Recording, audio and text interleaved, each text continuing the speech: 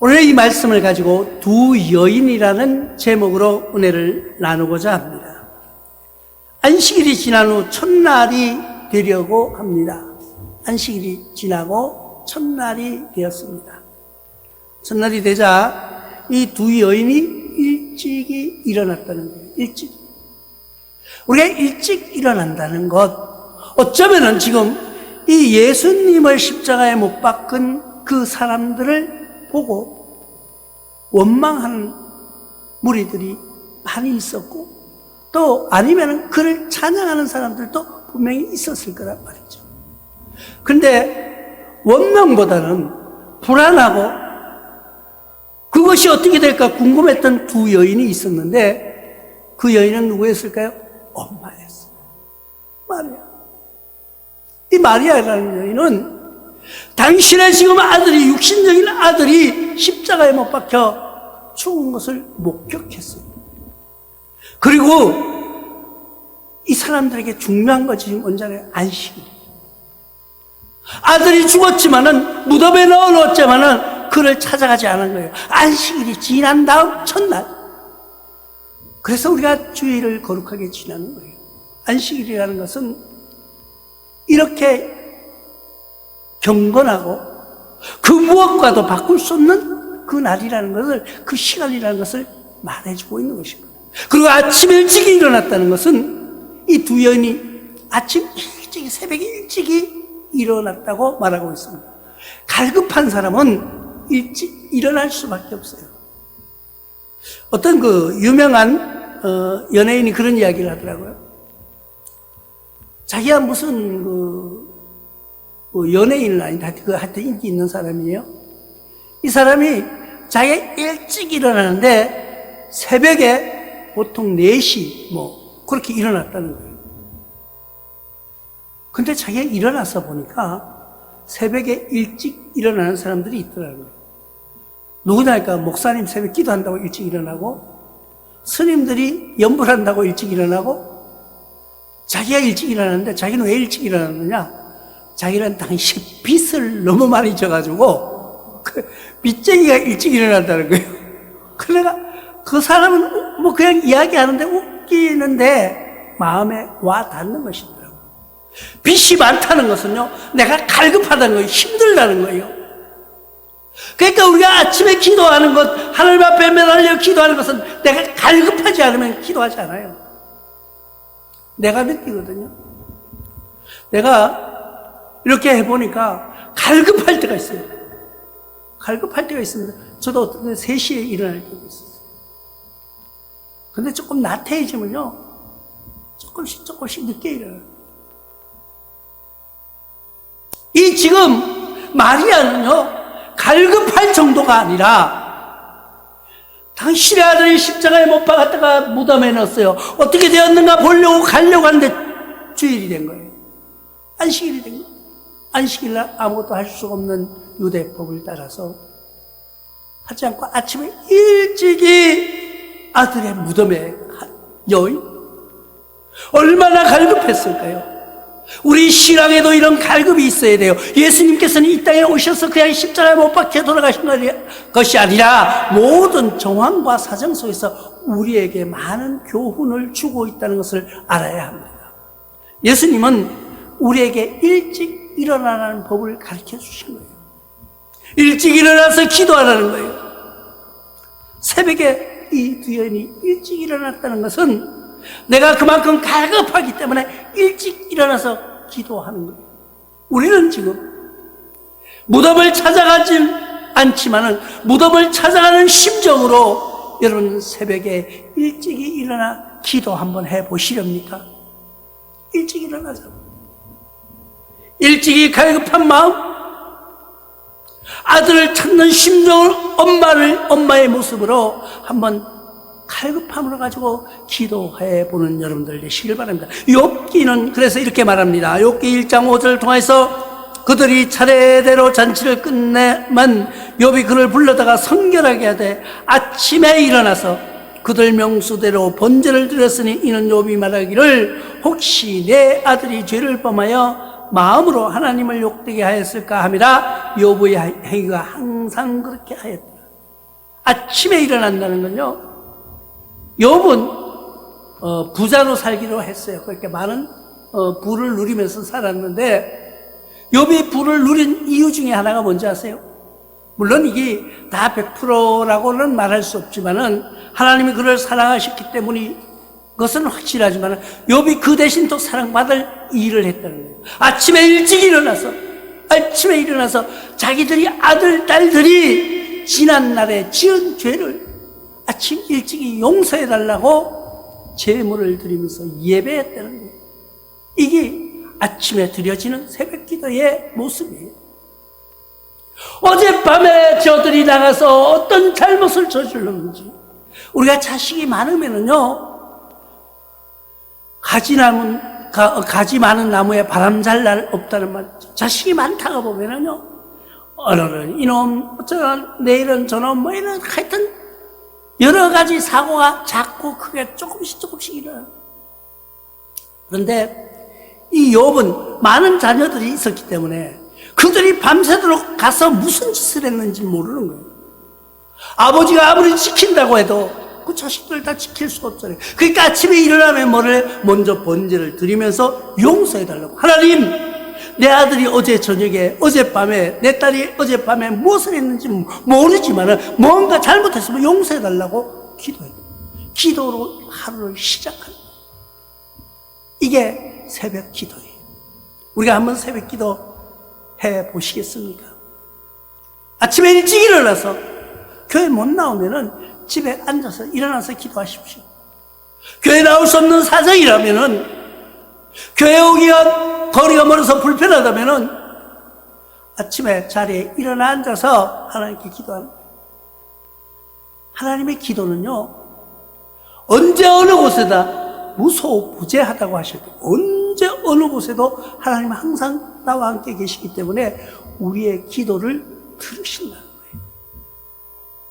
시편 기자는 57편 8절을 통해서 이렇게 말합니다. 내 영광아 깰지어다, 비파야 수금아 깰지어다, 내가 새벽을 깨우리로다.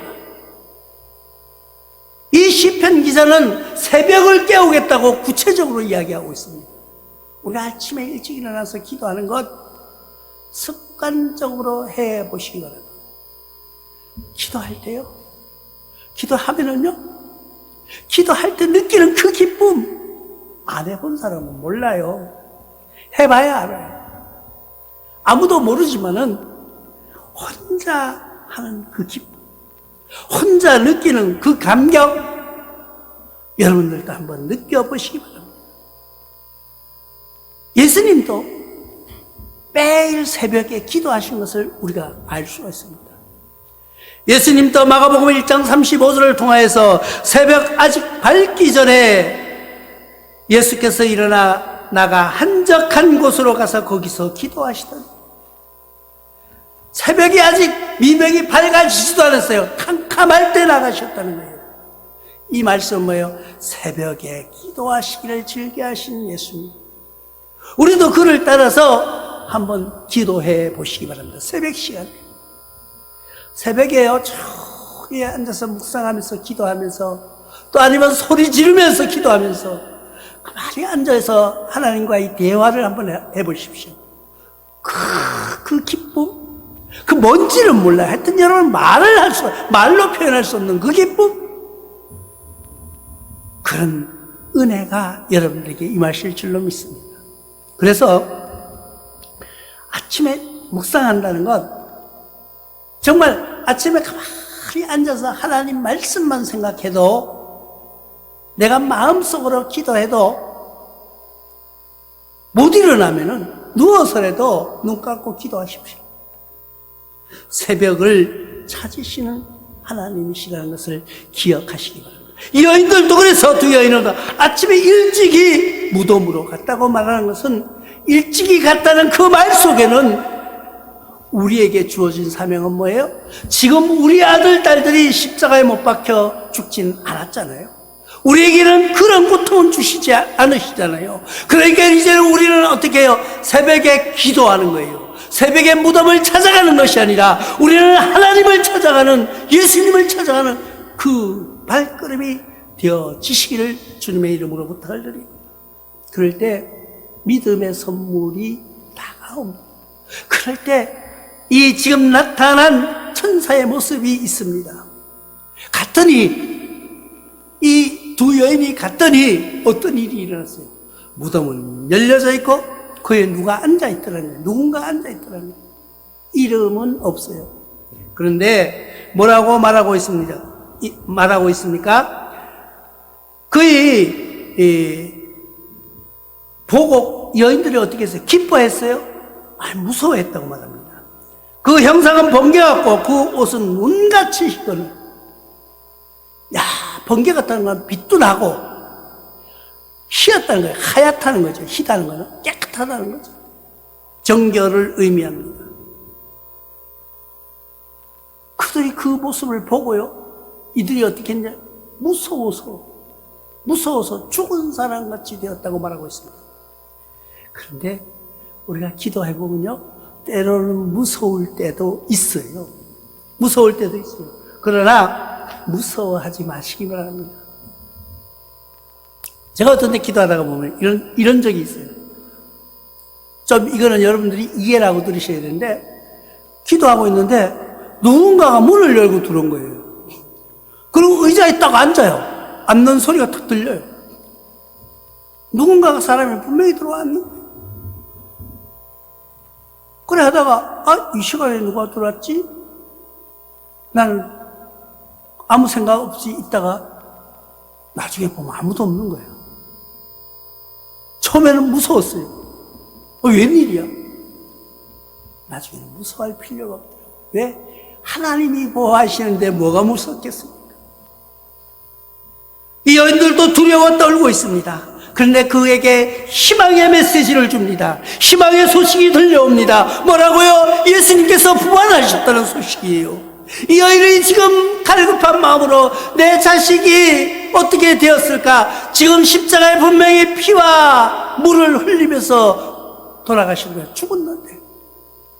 그 시신을 갖다가 무덤에 넣었는데, 그리고 돌로 막아 놓았는데, 분명히 예수님께서는 부활하신다고 약속을 해주셨는데 아무도 믿지 않았어요.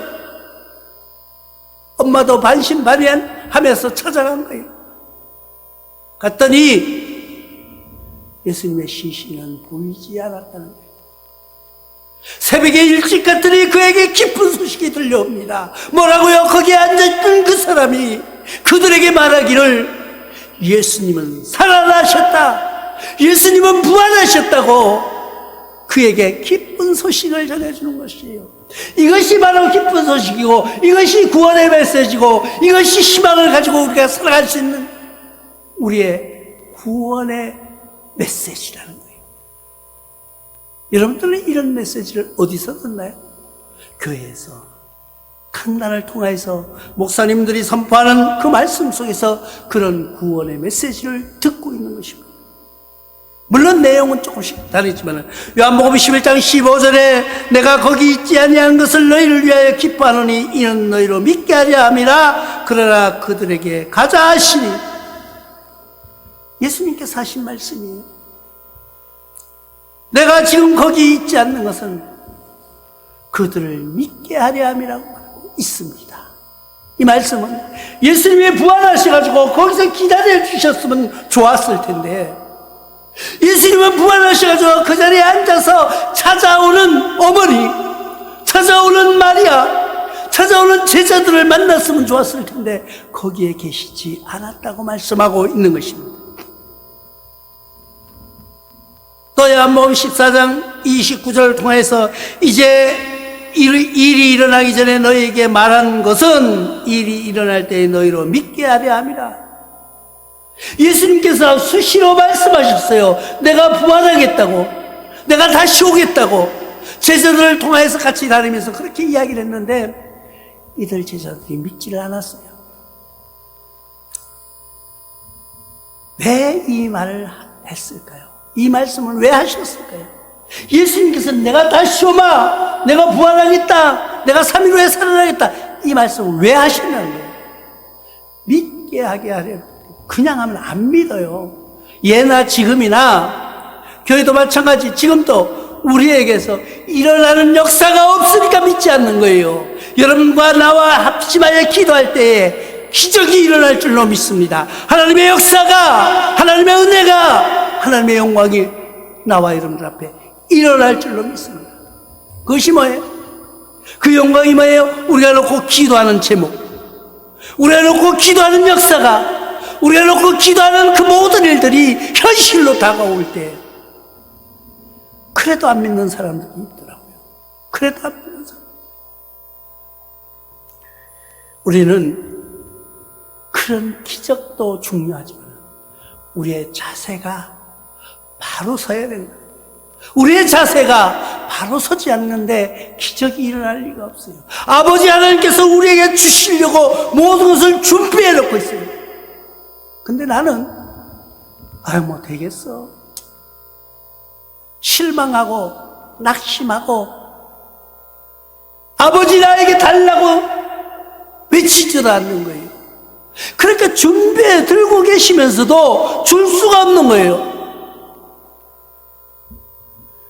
우리는 그런 모습들을, 우리는 그런 현실들을 보고 살아가고 있는 것입니다. 부모와 자식 간에 보면은, 자식은 부모를 바라볼 때 현실성이 떨어지는 사람으로 바라봅니다. 우리 부모들 무식해가지고 옛날 얘기만 자꾸 하고 라떼 얘기하지 말라 하니까, 라떼? 왜 말도 안 되는 소리를 자꾸 하지? 현실에 보면 말이 안 되는 소리예요. 물론 그때와 지금의 현실이 변화됐어요. 달라졌어요. 그렇기 때문에 대화가 안 될 수 있는 것은 당연합니다. 당연하지만은 우리가 살아온 과거를 이야기할 때에 그것을 참고하라는 거예요. 그대로 하라는 건 아니에요.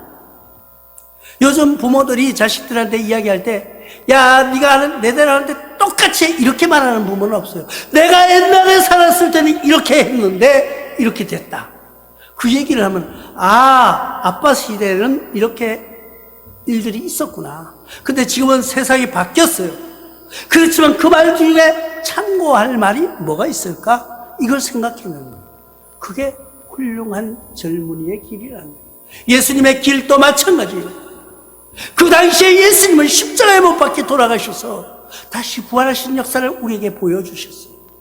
근데 지금은 그런 것이 아니라 그 일어났던 그 과거의 모습을 보고 우리는 어떻게 해요? 마리아처럼 새벽에 나와서 하나님 앞에 엎드려 확인하는 거예요. 무덤을 확인하는 거예요. 나의 믿음을 확인하는 거예요. 그랬더니 다 기쁜 소식이 들려오는데, 어떤 소식이?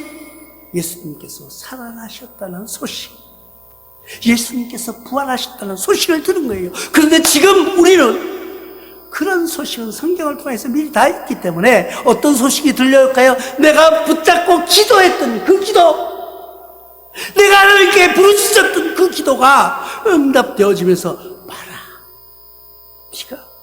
네가 기도하던 그 기도가 이루어졌느니라. 우리가 하나님께 달라고 하지 않으니까 안 주시는 거예요. 여러분 한번 달라고 해보십시오. 달라고 부르짖어 보십시오. 인간의 연약한 인간, 또 육신의 부모도 아들이 달라고 하면은, 딸이 달라고 하면은 자기의 모든 것을 머리를 잘라 팔아서라도 그 자식을 위해서 희생하는데, 하물며 하나님이, 창조주 하나님이 우리에게 주시지 않겠느냐는 거예요. 우리는 그런 기도에 응답되어지는 기쁜 소식이 여러분들 가슴 속에부터 일어나시기를 축원합니다. 그러면은 이제 이 말을 들었어요. 예수님께서 살아나셨다, 부활하셨다는 게, 내가 옛날이 아니에요. 3일 전이에요. 3일 전, 일주일 전에 예수님께서 늘 하시던 그 말씀이 진짜 일어났다는 것을 이제 본 거예요. 보니까 이 마리아와 그 어머니 마리아가 어떻게 했나요? 바로 달려나갔다고 말하고 있습니다. 그 여자들이 무서움과 큰 기쁨으로 빨리 무덤을 떠나 제자들에게 알리려고 다름질했습니다. 우리의 복음은 지금 그냥 앉아서 생각하면서 누구에게 전해야지 이런 것이 아니라 달려가야 되는 거예요. 빨리 소식을 전해야 되는 거예요. 이 기쁜 소식을 누구에게? 제자들에게. 이 기쁜 소식을 누구에게? 온 세상들에게, 세상 사람들에게 알리기 위해서 어떻게? 아이고 오늘 피곤하니까 내일 갈까? 아침에 일찍 일어날 때 피곤하니까 아니에요. 마리아는 지금 그 즉시로 달려갔다는 거예요. 무서워하면서 달려갔다는 거예요. 우리가 하나님의 복음의 말씀을 듣고 그냥 가만히 앉아서 있는 것이 아니라 그 말씀을 듣는 즉시 내가 듣고 달려간다. 세상 사람들에게 달려가는 여러분들 되시길 바랍니다. 그것이 뭐예요? 지혜 있는 사역이라는 거예요. 나와 여러분들이 지혜 있는 사역으로 승리하시기를 부탁을 드립니다. 이제 나와 여러분들은요, 부활의 소식을 그냥 전하는 것이 아니라 달려가는 거예요. 뛰어가는 거예요. 하나님의 복음의 메시지를 들고 세상으로 달려가는 거예요. 우리는 그것을 하나님이 나에게 주신, 하나님이 우리에게만 주신 특권의 사역이라고 말할 수 있습니다. 그래서 이 두 여인처럼 우리도 이제 무서워하며 달려가야 돼요. 하나님의 복음이 무서운 거예요. 하나님의 복음은 사랑이고 우리에게 희망의 메시지가 확실하지만은 그래 할지라도 그 복음은 무서운 거예요. 우리 복음을 우습게 생각하지 마십시오. 이 복음, 무서운 복음이라는 것을 기억하시기 바랍니다. 그 복음을 들고 우리가 누워있을 시간이 없어요. 앉아있을 시간이 없어요. 우리는 어떻게 달려가는 거예요? 어디로? 세상을 향하여서. 믿지 않는 자를 향하여서. 뭐 때문에? 이 기쁜 소식을 전하려고. 예수님의 부활하셨다는 이 소식을 전하기 위해서 달려가는 여러분들 되시기를 바랍니다. 그래서 마가복음 1장 18절에 곧 그물을 버려두고 따르니라. 제자들의 모습을 한번 보십시오. 고기 잡던 어부가 그물을 다 팽개치고 배를 다 팽개치고 바로 따라갔다는 거예요. 이거 내가 집에 갖다 두고요, 이거 집에 갖다 쌓아놓고 다시 와서 내가 쓸 수 있을 때까지 보관하고 간 것이 아니라 그물을 그대로 버려두고 따라갔다고 말하고 있습니다. 누가복음 4장 39절에도 예수께서 가까이 있어서 열병을 꾸짖으실 때 병이 떠나고 여자가 곧 일어나 그에게 수종드리라. 일어나자마자 바로 예수님의 말씀에, 예수님의 명령에 순종했다는 겁니다. 사도행전 9장 20절에도 즉시로 각 회당에서 예수가 하나님의 아들이심을 전파하니 즉시 하는 거예요. 우리의 복음 전하는 건 내일이 아니에요. 오늘 쉬고 내일 모레 내가 오늘 어디 여행 갔다 와서가 아니라 지금 즉시 무섭고 두려운 마음으로 달려나가는 거예요. 뭐 때문에요? 복음을 전하기 위해서.